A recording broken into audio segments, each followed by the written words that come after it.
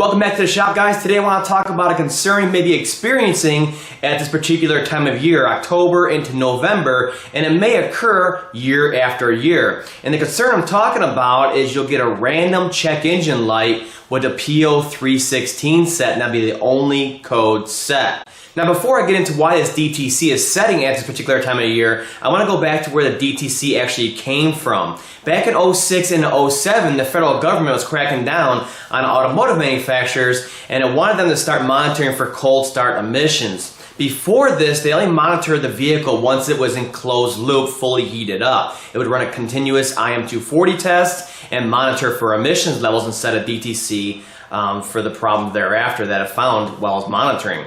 Cold start, didn't care, ran off fuel tables as long as the vehicle started and was drivable, no one really cared. So what's the best way to monitor for cold start emissions levels? Well, the O2 sensors are normally used during closed loop operation. When they're cold, they're inactive and don't produce a voltage. Therefore, they're unreliable for any kind of cold start monitoring. The only thing that's working from Revolution 1 is the misfire monitor. What the misfire monitor does is it measures the crankshaft acceleration of each cylinder and compares it to the other cylinders that are firing. Therefore, it can tell which one's producing a slower acceleration speed and which one's actually misfiring. Now, one of the biggest reasons why that you're experiencing this DTC at this time of year has to do with the fuel blend changeover to winter blend around October 15th through November 15th, depending on what part of the country you're from. The problem is it takes a while for the old summer blend fuels to get out of the refinery system, out of the gas station system, and out of your fuel system on your particular vehicle.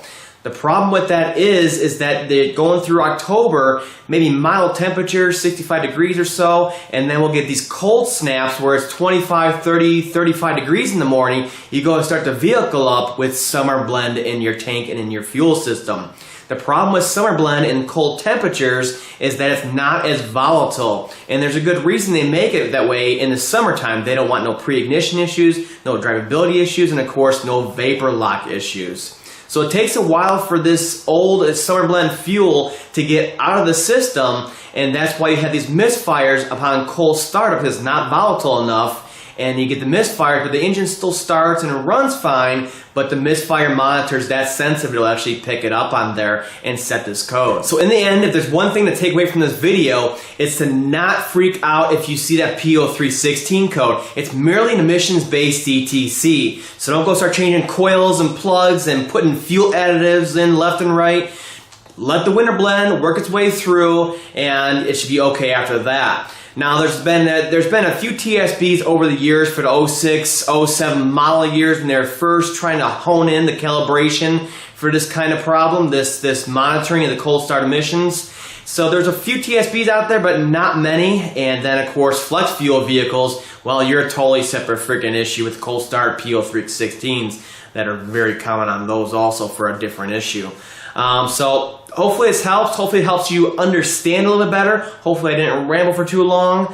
And if you like this video, go ahead and check us out on Facebook. There'll be links down below. Twitter, I share all kinds of stuff on all kinds of different social media platforms to keep you guys connected and informed.